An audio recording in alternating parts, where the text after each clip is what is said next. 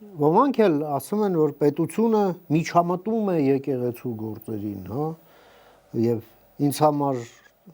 խիստ ցավալիորեն առաջին նախագահը դա մի բան էլ կոչում է հակասահմանադրական։ Սա խիստ ցավալի է,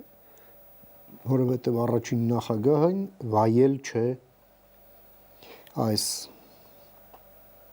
կոնֆլիկտի ճգնաժամի վերևում դիրքավորվելու փոխարեն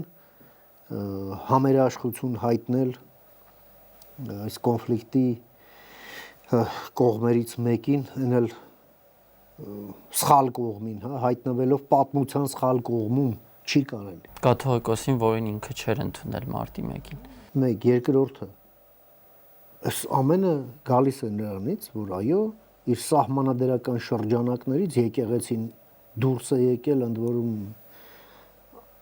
այլևս անընդունելի ձևով, եւ դա հակասահմանադրական չի, իսկ դրա մասին խոսելը հակասահմանադրական է։